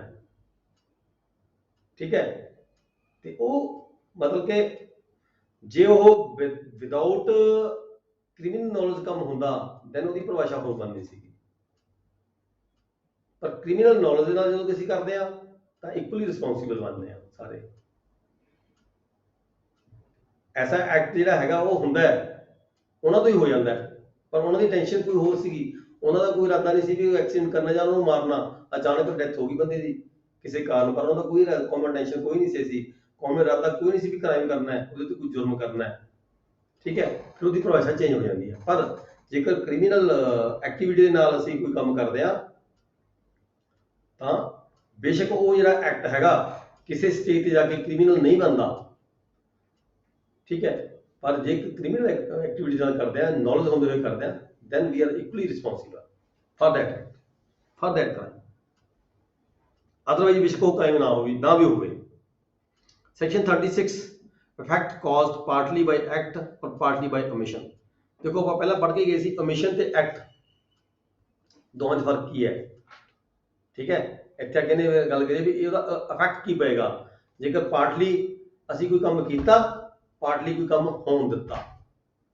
मतलब किसी ने होर नहीं ਕੀਤਾ ਕੰਮ, कुछ ਅਸੀਂ ਕੀਤਾ, कुछ किसी होर ने ਕੀਤਾ, ਇਹ कह लीए कुछ होण देता, ਉਹਦਾ ਕੀ ਇਫੈਕਟ ਹੋਏਗਾ। Effect caused partly by act and partly by omission।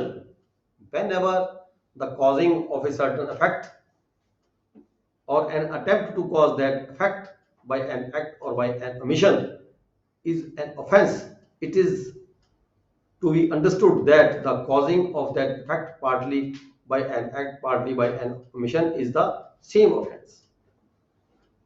ठीक है, इतना कहीं नहीं कहता भी सारा मैं थोड़ा किया है, अद्धा तो नहीं किया है, ऑफेंस बराबर ही है।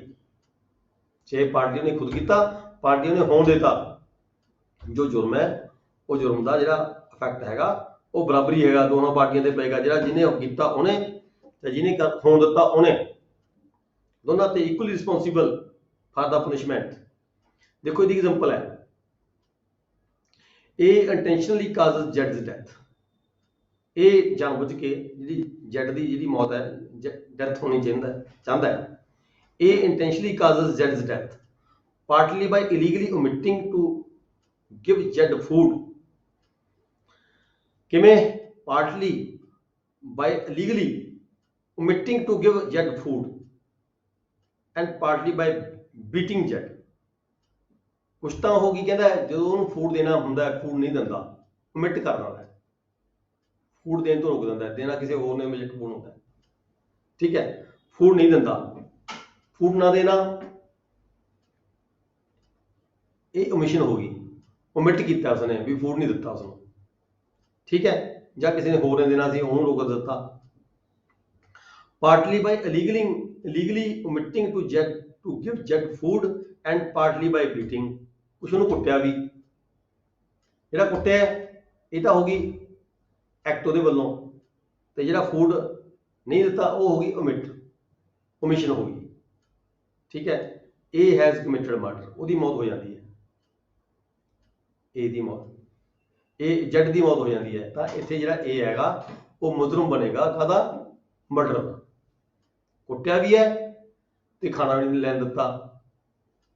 ठीक है, ਅਸੀਂ ਇੱਥੇ ਇਹ ਕਹਿ ਸਕਦੇ ਵੀ ਮੈਂ ਖਾਣੇ ਦਾ ਮੇਰੀ ਕੀ ਉਮਰ ਹੈ। ठीक है जी, वो दो तरीके नाल मरिया, कल्ले कुੱਟਣ ਨਾਲ नहीं मरिया, ਜਿਹੜਾ व्यक्ति ਸੀਗਾ जेड ਉਹਦੀ मौत हुई है, एक तो भुख ਦੇ ਨਾਲ ਤੇ ਦੂਜੀ ਕੁੱਟਣ ਦੇ ਨਾਲ, दो तरीके ਉਹਦੀ मौत हुई है, दो ਕਾਰਨਾਂ ਕਰਕੇ मौत हुई है। इस करके ਜਿਹੜਾ ए ਦੇ ਉੱਪਰ ਜਿਹੜਾ ਦੋਸ਼ लगेगा वो मर्डर ਦਾ लगेगा। Section 37 cooperation by doing one of several acts constituting an offense।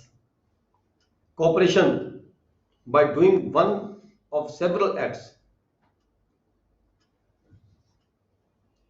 several act ਹੈਗੇ ਆ, ਉਹਦੇ ਵਿੱਚ ਕੋਈ ਇੱਕ ਕੰਮ ਦੇ ਵਿੱਚ ਕੋਈ ਕੋਆਪਰੇਸ਼ਨ ਕਰਦਾ ਹੈ ਕੋਈ ਵਿਅਕਤੀ, cooperation by doing one of several acts constituting an offense। कोई फाइनल स्टेज ते कोई 4-5 काम करके फिर कोई वो ਜਿਹੜਾ offense ਹੈ ਕਮਿਟ ਹੁੰਦਾ ਹੈ। ठीक है, किसी एक काम ਦੇ ਵਿੱਚ ਵੀ ਪਾਰਟਿਸਿਪੇਟ ਕਰ ਲਿਆ ਕਿਸੇ ਵਿਅਕਤੀ ਨੇ, that is equally responsible for the offense। Example पढ़ो, A and B agree to murder Z by severally and at different times giving him small doses of the poison। A ਤੇ B ਨੇ दो planning बना ली भी ਜਿਹੜਾ ਹੈਗਾ Z है ਇਹਨੂੰ ਮਾਰਨਾ ਹੈ, ਉਹਨਾਂ ਨੇ ਸਟਾਰਟ ਕਰ ਲਿਆ small doses of the poison ਦੇਣੀਆਂ ਸ਼ੁਰੂ ਕਰ ਦਿੱਤੀਆਂ ਉਸਨੂੰ। ਠੀਕ ਹੈ ਜੀ, A and B administer the poison according to the agreement with intent to murder Z। ਦੋਹੇ ਉਸਨੂੰ ਸਮਾਲ ਡੋਜ਼ਸ ਦੇ ਰਹੇ ਨੇ ਪੋਇਜ਼ਨ ਦੀਆਂ। Z dies from the effect of the 7 doses of the poison so administered to him। 7 ਡੋਜ਼ਾਂ ਦੇਣ ਤੋਂ ਉਪਰੰਤ ਉਹਦੀ ਡੈਥ ਹੋ ਜਾਂਦੀ ਹੈ Z the. Here A and B intentionally cooperate in the commission of murder।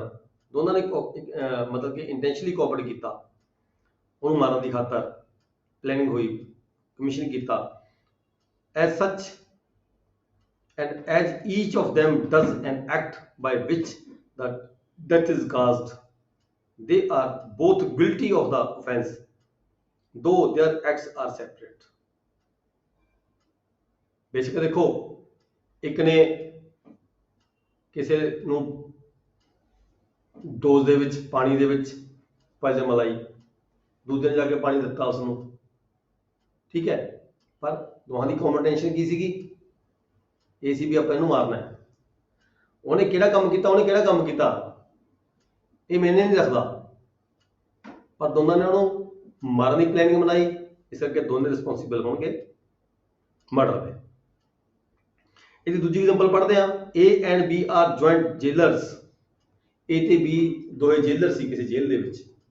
ਦੋਨਾਂ ਨੇ ਪਲੈਨਿੰਗ ਬਣਾ ਲਈ ਵੀ ਆਪਾਂ ਫਲਾਣੇ ਨਾਂ ਦਾ ਜਿਹੜਾ ਬੰਦਾ ਹੈਗਾ ਜੈਡ ਹੈਗਾ, ਠੀਕ ਹੈ ਜੀ, ਪ੍ਰਿਜ਼ਨਰ ਹੈ ਕੋਈ ਜੈਡ ਪ੍ਰਿਜ਼ਨਰ ਹੈ, ਵੀ ਇਹਨੂੰ ਆਪਾਂ ਨੇ ਨੁਕਸਾਨ ਕਰਨਾ ਇਹਦਾ। ਤਾਂ ਕੀ ਹੈ, ਆਲਟਰਨੇਟਿਵਲੀ 6 ਆਵਰ 6 ਘੰਟੇ ਦੀ ਡਿਊਟੀ ਸੀ ਦੋਨਾਂ ਦੀ ਜੇਲਰਾਂ ਦੀ। 6 ਘੰਟੇ ਡਿਊਟੀ ਉਹ ਦਿੰਦਾ ਸੀ, 6 ਘੰਟੇ ਡਿਊਟੀ ਦੂਜਾ ਜੇਲਰ ਦਿੰਦਾ ਸੀਗਾ। At a time A and B intending to cause Jed's death, ਉਹਨੂੰ ਮੌਤ ਕਰਨ ਦੀ ਉਹਨੂੰ ਮਾਰਨ ਦੀ ਖਾਤਰ knowingly cooperate in causing that effect by illegally omitting each during the time of his attendance to furnish Jed with food supply to them, ਜਿਹੜਾ ਵੀ food ਨੂੰ ਦਿੱਤਾ ਜਾਣਾ ਸੀਗਾ ਜੈਡ ਨੂੰ, ਠੀਕ ਹੈ, ਉਹ ਫੂਡ omit ਕਰ ਦਿੰਦੇ ਸੀ ਉਹ, ਵੀ ਥਾਂ ਲੋੜ ਨਹੀਂ ਥੇ ਦੇਣ ਦੀ, ਉਹ ਫੂਡ ਉਹਨੂੰ ਦੇਣ ਤੋਂ omit ਕਰ ਦਿੰਦੇ ਸੀਗੇ ਵੀ ਨਹੀਂ ਫੂਡ ਦੇਣਾ ਜਾਂ ਦਿੱਤਾ ਜਾ ਚੁੱਕਿਆ ਜਾਂ ਇਹਨੇ ਖਾਣਾ ਨਹੀਂ ਹੈਗਾ, ਇਦਾਂ ਦਾ ਕੋਈ ਬਹਾਨਾ ਮਾਰ ਕੇ ਉਹ ਜਿਹੜਾ ਖਾਣਾ ਸੀਗਾ ਉਹਦਾ omit ਕਰ ਦਿੰਦੇ ਸੀਗੇ। Illegally omitting each during the time of his attendance, ਜਿੰਨੀ ਦੇਰ ਉਹਦੀ ਡਿਊਟੀ ਹੁੰਦੀ ਸੀਗੀ A ਦੀ ਉਹ ਆਪਦੇ ਟਾਈਮ ਦੇ ਵਿੱਚ, ਜਿੰਨੀ ਦੇਰ B ਦੀ ਡਿਊਟੀ ਹੁੰਦੀ ਸੀ ਉਹ ਆਪਣੇ ਟਾਈਮ ਦੇ ਵਿੱਚ, to furnish Jed with food supply to them for that purpose Jed dies with the hunger, Z ਦੀ ਮੌਤ ਹੋ ਗਈ ਭੁੱਖ ਦੇ ਕਾਰਨ, ਠੀਕ ਹੈ। both A and B are guilty of the murder, ਇੱਥੇ ਜੈਡ ਦੀ ਮੌਤ ਹੋ ਗਈ, ਜੈਡ ਨੂੰ ਮੌਤ ਨਹੀਂ ਹੋਈ, ਜੈਡ ਦਾ ਮਰਡਰ ਹੋਇਆ ਕਿਤਨਾ ਦਾ ਇਹ ਕਿਹਾ ਗਿਆ। A ਤੇ B ਦੋਨੇ ਇਕੁਅਲੀ ਰਿਸਪੌਂਸੀਬਲ ਹੋਣਗੇ ਜੈਡ ਦੀ ਮੌਤ ਤੇ, ਉਹਨਾਂ ਤੇ ਦੋਹਾਂ ਦੇ ਜਿਹੜਾ ਮੌਤ ਦਾ ਮੁਕੱਦਮਾ ਚੱਲੇ, ਮਰਡਰ ਦਾ ਮੁਕੱਦਮਾ ਚੱਲੇ, ਠੀਕ ਹੈ ਜੀ। ਅੱਗੇ ਇੱਕ ਫੇਰ ਹੈਗਾ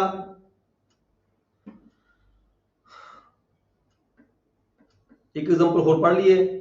A a jailer had the charge of Jed, a prisoner A a jailer had the charge of Jed, a prisoner, ਕੋਈ ਕੈਦੀ ਹੈ ਜੈਡ ਹੈ, ਇਹ ਜੇਲਰ ਹੈ, ਇਹ tends to cause Jed's death, ਇਹ ਚਾਹੁੰਦਾ ਵੀ ਜੈਡ ਦੀ ਮੌਤ ਹੋ ਜਾਵੇ, ਠੀਕ ਹੈ। illegally omits to supply Jed with food, omit ਕਰ ਦਿੰਦਾ ਹੈ ਵਾਰ-ਵਾਰ, ਉਸ ਨੂੰ ਫੂਡ ਨਹੀਂ ਦਿੰਦਾ ਹੈਗਾ।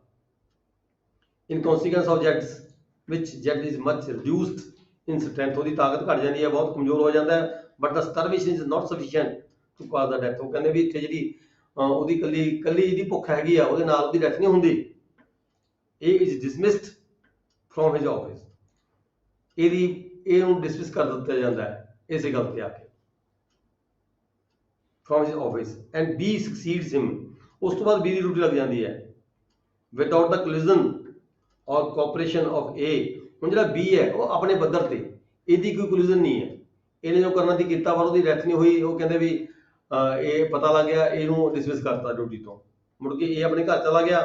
B ਦੀ ਡਿਊਟੀ ਆ ਗਈ B with food, B without the collision or the cooperation of A, ਇਹਦੇ ਨਾਲ ਉਹਦੀ ਕੋਈ ਕੋਆਪਰੇਸ਼ਨ ਨਹੀਂ, ਕੋਈ ਕੋਲਿਜ਼ਨ ਨਹੀਂ ਹੈਗੀ। illegally omits supply Jed with food, ਫਿਰ ਉਹ ਵੀ ਮਤਲਬ ਜੈਡ ਨੂੰ ਜਿਹੜਾ ਫੂਡ ਦੇਣ ਤੋਂ ਜਿਹੜੀ omit ਕਰਦਾ ਹੈਗਾ, knowing that he is likely thereby to cause Jed's death, ਉਹਦੀ ਵੀ ਮਨਸ਼ਾ ਹੈਗੀ ਵੀ ਇਹਦੀ ਮੌਤ ਹੋ ਜਾਵੇ। Jed dies of hunger, B is guilty of murder, but A did not cooperate with B, A is guilty only an attempt to commit murder, ਇੱਥੇ ਕੱਲਾ A ਜਿਹੜਾ ਹੈਗਾ ਉਹ ਦੋਸ਼ੀ ਹੋਏਗਾ, ਕਿਉਂਕਿ B ਦੀ ਕੋਈ ਹੁਣ ਫਰਦਰ ਕੋਈ ਨੌਲੇਜ ਨਹੀਂ ਸੀ B ਨੂੰ।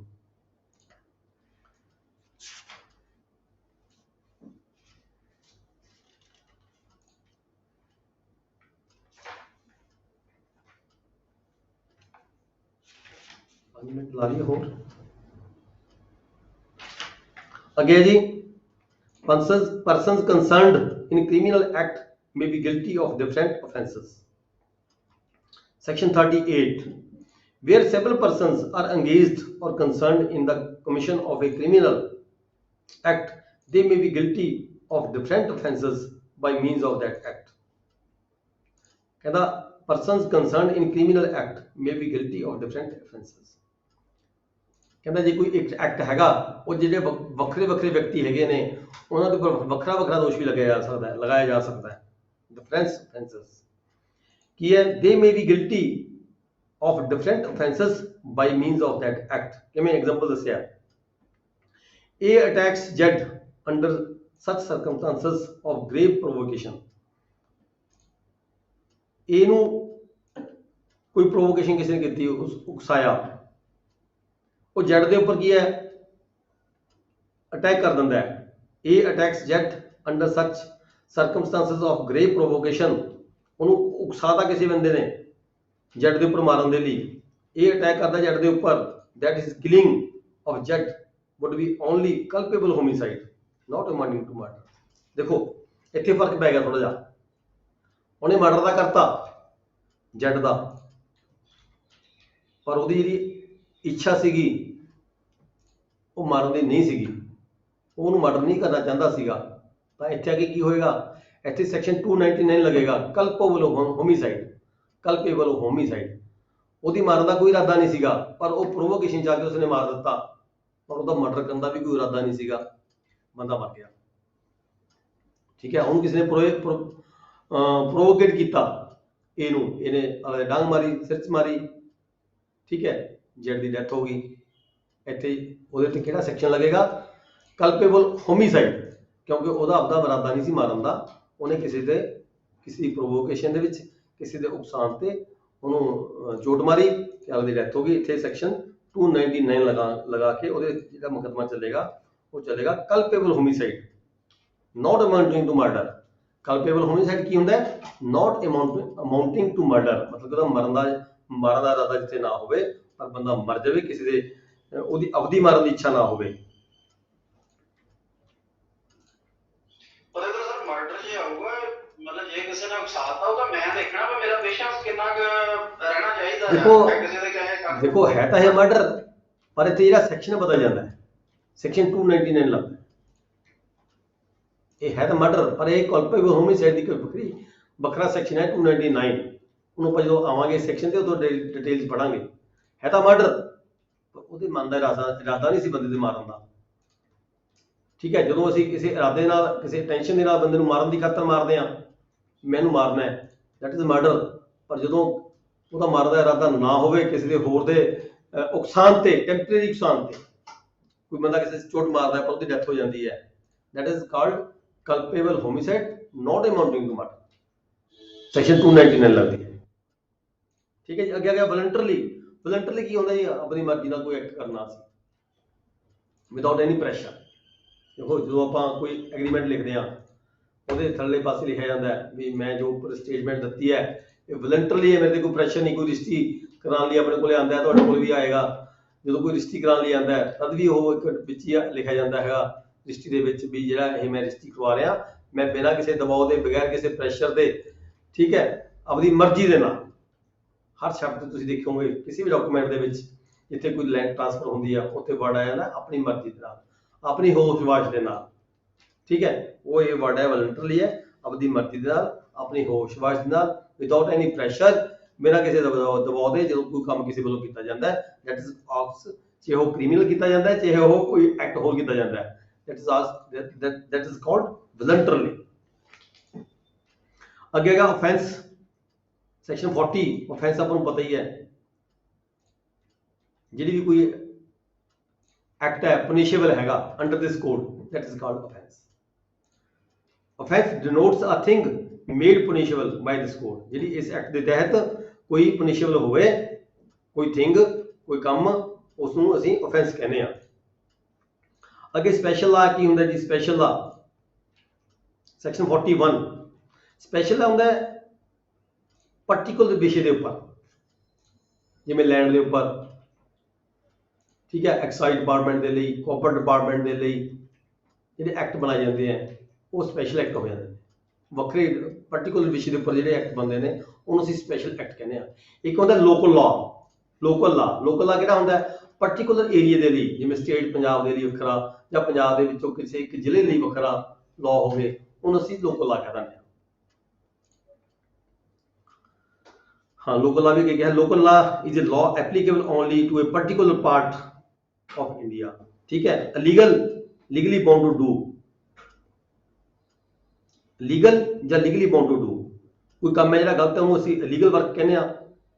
ਜਿਹੜਾ ਕੰਮ ਕੋਈ ਲੀਗਲੀ ਬਾਉਂਡ ਟੂ ਡੂ ਅਸੀਂ ਕਰਨ ਦੇ ਲਈ ਲੀਗਲੀ ਬਾਉਂਡ ਹੁੰਦੇ ਆ, ਜਿਵੇਂ ਸਿਕਿਉਰਿਟੀ ਗਾਰਡ ਦੀ ਗੱਲ ਕਰ ਲਈਏ, ਉਹ ਬਾਉਂਡ ਹੈ, ਲੀਗਲੀ ਬਾਉਂਡ ਹੈ। ਕਾਹਦੇ ਲਈ ਬਾਉਂਡ ਹੈ, ਵੀ ਉਹਨੇ ਸਿਕਿਉਰਿਟੀ ਰੱਖਣੀ ਹੈ, ਬਾਹਰ ਕੱਢਣਾ ਹੈ। ਠੀਕ ਹੈ, the word illegal is applicable to everything which is offense, which is prohibited by law, or which furnishes ground for a civil action, and a person is said to be legally bound to do whatever it is legal in him to omit, जो नहीं करता ਤਾਂ illegal ਬਣ ਜਾਂਦਾ ਹੈ। Security guard ਹੈ, security ਨਹੀਂ ਕਰਦਾ, ਠੀਕ ਹੈ, ਕਿਸੇ ਡਾਕੂ ਕਿਸੇ ਬੰਦੇ ਨੂੰ ਕਿਸੇ ਹੋਰ ਨੂੰ ਗਲਤ ਕੰਮ ਕਰਨ ਲਈ ਅੰਦਰ ਵੜਨ ਦੇ ਜਾਂਦਾ ਹੈ, ਦੈਨ ਉਹਨੂੰ ਰੋਕਦਾ ਨਹੀਂ, ਜਾਣ ਬੁੱਝ ਕੇ ਰੋਕਦਾ, ਦੈਨ ਉਹ omit ਕਰਦਾ ਹੈ, ਉਹ ਲੀਗਲੀ ਬਾਉਂਡ ਹੈ, ਉਹਦੀ ਡਿਊਟੀ ਹੈ। ਕੋਈ ਐਗਜ਼ਾਮੀਨਰ ਹੈ, ਠੀਕ ਹੈ, ਉਹ ਗਲਤ ਕੰਮ ਕਰਨ ਲਈ ਸਟੂਡੈਂਟਸ ਨੂੰ ਕਹਿੰਦਾ ਕਰੀ ਜਾਓ, ਮੈਂ ਨਹੀਂ ਦੇਖਦਾ, ਅੱਖਾਂ ਵੀ ਚਲਾਉਂਦਾ ਹੈ, ਦੈਟ ਇਜ਼ ਆਲਸੋ ਉਹਦੇ ਤੇ ਵੀ ਕੋਈ ਨਾ ਕੋਈ ਮਤਲਬ ਕਿ ਇਲੀਗਲ ਕੋਈ ਕੰਮ ਨੂੰ ਗਲਤ ਹੋਣ ਨੂੰ ਆਪਾਂ ਹੋਣ ਦਈਏ, ਜਾਂ ਕੋਈ ਦਫ਼ਤਰ ਦੇ ਵਿੱਚੋਂ ਆਪਣੇ ਵਿੱਚੋਂ ਹੀ ਆਪਣਾ ਰਿਕਾਰਡ ਕੋਈ ਚੱਕ ਕੇ ਜਮਾਂ ਦੀ ਲੁਕੋ ਕੇ ਲੈ ਜਾਂਦਾ ਹੈ, ਆਪਾਂ ਕਹਿੰਦੇ ਆਪਾਂ ਠੀਕ ਹੈ ਲੈ ਜਾਣ ਦਿਓ, ਦੈਟ ਇਜ਼ ਆਲਸੋ ਐਮਿਸ਼ਨ, ਠੀਕ ਹੈ ਜੀ। ਕੋਈ ਚੋਰੀ ਹੋਣ ਦਿੰਦਾ ਹੈ, ਜਾਂ ਉਹਨੂੰ ਪਤਾ ਵੀ ਚੋਰੀ ਹੋ ਰਹੀ ਹੈ, ਕਿਸੇ ਸ਼ਾਪ ਦੇ ਵਿੱਚੋਂ ਜਾਂ ਕਿਸੇ ਬੈਂਕ ਦੇ ਵਿੱਚੋਂ ਕੋਈ ਚੋਰੀ ਹੋ ਰਹੀ ਹੈ, ਜਾਣਬੁੱਝ ਕੇ ਚੋਰੀ ਹੋਣ ਦਿੰਦਾ ਜਾਣਬੁੱਝ ਕੇ ਵੀ, ਦੈਟ ਇਜ਼ ਆਲਸੋ ਐਮਿਸ਼ਨ। ਉਹ ਲੀਗਲੀ ਬਾਉਂਡ ਹੈ, ਹਰ ਕੰਮ ਕਰਨ ਦੇ ਲਈ ਲੀਗਲੀ ਬਾਉਂਡ ਹੈ, ਜਿਹੜਾ ਕੰਮ ਕਰਨ ਲਈ ਅਸੀਂ ਲੀਗਲੀ ਬਾਉਂਡ ਹੈ, ਪਰ ਉਸ ਨੂੰ ਅਸੀਂ ਜਾਣਬੁੱਝ ਕੇ ਹੋਣ ਦਿੰਦੇ ਹਾਂ ਤਾਂ that is also legally bound. ਅੱਗੇ ਇੰਜਰੀ ਹੈ ਜੀ, ਦੋ ਤਿੰਨ ਪੁਆਇੰਟ ਰਹਿ ਗਏ ਸਰ। ਇੰਜਰੀ ਹੈ, ਕਿਸੇ ਨੂੰ ਕੋਈ ਬੋਡੀ ਨੂੰ, ਮਾਈਂਡ ਨੂੰ, ਰੈਪੂਟੇਸ਼ਨ ਨੂੰ ਕੋਈ ਨੁਕਸਾਨ ਹੁੰਦਾ ਹੈ, ਉਹਨੂੰ ਆਪਾਂ ਇੰਜਰੀ ਕਹਿੰਦੇ ਆ। ਸੈਕਸ਼ਨ 45 ਹੈ ਲਾਈਫ ਹੈ, life denotes the life of a human being unless the contrary appears, human being ਦੀ ਕੋਈ ਲਾਈਫ ਹੈ ਉਹਨੂੰ ਆਪਾਂ ਲਾਈਫ ਕਹਿੰਦੇ ਆ। ਡੈਥ ਹੈ, ਡੈਥ ਹਿਊਮਨ ਬੀਇੰਗ ਦੇ ਲਈ ਵਰਤਿਆ ਗਿਆ ਇਹਦੇ ਵਿੱਚ। ਐਨੀਮਲ ਨੂੰ ਵਰਤਿਆ ਗਿਆ ਲਾਈਫ, ਲਿਵਿੰਗ ਕ੍ਰੀਚਰ, ਜਿੰਨੇ ਵੀ ਲਿਵਿੰਗ ਕ੍ਰੀਚਰ ਹੈਗੇ ਨੇ, ਠੀਕ ਹੈ, ਉਹ ਐਨੀਮਲ ਦੀ ਪਰਿਭਾਸ਼ਾ ਯੂਜ਼ ਕੀਤਾ ਗਿਆ। ਵੈਸਲ ਜੇ ਪਾਣੀ ਦੇ ਰਸਤੇ ਕੋਈ ਹਿਊਮਨਸ ਨੂੰ ਕੋਈ ਲੈ ਕੇ ਜਾਂਦਾ, ਕੋਈ ਸ਼ਿਪ ਵਗੈਰਾ ਹੈਗਾ, ਠੀਕ ਹੈ, ਕਿਸ਼ਤੀ ਹੈ, ਉਹਨੂੰ ਅਸੀਂ ਵੈਸਲ ਦੇਖਦੇ ਹਾਂ। ਮੰਥ ਐਂਡ ਈਅਰ ਛੱਡ ਦੋ, ਸੈਕਸ਼ਨਸ ਹੈ, ਇਹ ਆਪਾਂ ਪੜ੍ਹ ਹੀ ਰਹੇ ਹਾਂ ਸਾਰੇ ਸੈਕਸ਼ਨਸ। ਓਥ ਹੈ, ਓਥ ਸਹੁੰ ਖਾਂਦੇ ਆਪਾਂ, ਕੋਈ ਸਹੁੰ ਖਾ ਕੇ ਕੋਈ ਗੱਲ ਕਹਿੰਦੇ ਆ ਕਿਸੇ ਕੋਰਟ ਦੇ ਵਿੱਚ ਜਾਂ ਕਿਸੇ ਡਾਕੂਮੈਂਟ ਦੇ ਵਿੱਚ ਅਸੀਂ ਐਫੀਡੇਵਿਟ ਦਿੰਦੇ ਆ, ਉਹ ਸਹੁੰ ਖਾ ਕੇ ਅਸੀਂ ਦਿੰਦੇ ਆ, ਉਸ ਨੂੰ ਅਸੀਂ ਓਥ ਕਹਿੰਦੇ ਆ। ਗੁੱਡ ਫੇਥ ਸਾਨੂੰ ਪਤਾ ਵੀ ਸੱਚ ਹੈ ਇਹ ਗੱਲ, ਜੋ ਅਸੀਂ ਕਰ ਰਹੇ ਹਾਂ ਸੱਚ ਕਰ ਰਹੇ ਹਾਂ।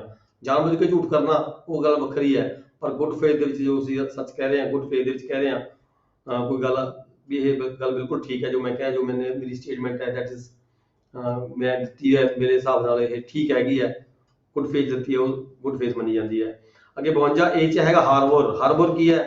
ਕੋਈ ਬੰਦਰਗਾਹ ਤੇ ਹਾਰਬਰ ਬੰਦਰਗਾਹ ਨੂੰ ਕਿਹਾ ਜਾਂਦਾ ਹੈ, ਜਾਂ ਬੰਦਰਗਾਹ ਰਾਹੀਂ ਕੋਈ ਵਿਅਕਤੀ ਦਾ ਆਦਾਨ ਪ੍ਰਦਾਨ ਹੁੰਦਾ ਹੈ, ਕੋਈ ਵਿਅਕਤੀ ਨੂੰ ਲੈ ਕੇ ਜਾਂਦਾ, ਕੋਈ ਲੈ ਕੇ ਆਉਂਦਾ ਹੈ, ਜਾਂ ਕੋਈ ਉਹਨਾਂ ਨੂੰ ਲੁਕੋ ਕੇ ਰੱਖਦਾ ਉੱਥੇ ਕਿਤੇ ਨੇੜੇ ਤੇੜੇ, ਠੀਕ ਹੈ, ਉਹਨਾਂ ਨੂੰ ਫੂਡ ਵਗੈਰਾ ਵੀ ਦਿੰਦਾ, ਹੋਰ ਵੀ ਦਿੰਦਾ, ਸਭ ਕੁਛ ਦਿੰਦਾ, ਉਹ ਹਾਰਬੋਰਿੰਗ ਆਫ ਦਾ ਪਰਸਨਸ ਕਹਿ ਦਿੰਦੇ ਅਸੀਂ, ਹਾਰਬੋਰਿੰਗ ਆਫ ਦਾ ਪਰਸਨਸ।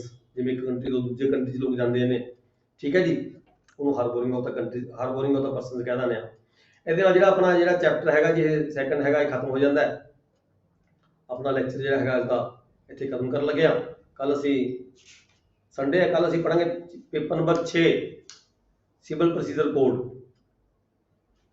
ਠੀਕ ਹੈ ਜੀ।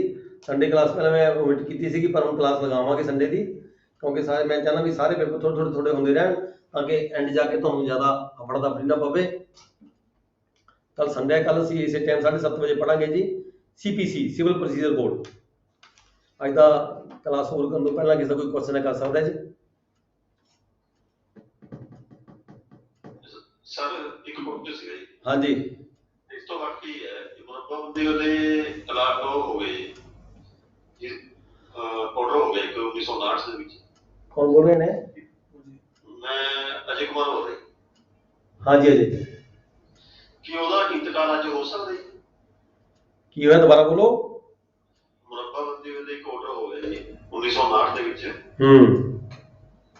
ਕੈਂਪ ਆਫਿਸ 'ਚ ਹੋ ਗਿਆ ਜੀ। ਕੀ ਉਹਦਾ ਇੰਤਕਾਲ ਅੱਜ ਹੋ ਸਕਦਾ? ਕੀ ਹੋ ਗਿਆ? ਆਰਡਰ ਕੀ ਹੋ ਗਿਆ? ਇਸੇ ਘਾਟੇ ਜ਼ਮੀਨਾਂ ਵੱਟਦੀ ਹੈ ਜੀ। ਉਹਦਾ ਇੰਤਕਾਲ ਬੰਦਿਆਂ ਨੇ ਕਰਾਇਆ ਨੀਗਾ। ਉਹਦਾ ਇੰਤਕਾਲ ਅੱਜ ਹੋ ਸਕਦਾ? ਉਹਦੀ ਤਾਂ ਹੁਣ ਡਿਕਲੇਰੇਸ਼ਨ ਲੈਣੀ ਪਏਗੀ।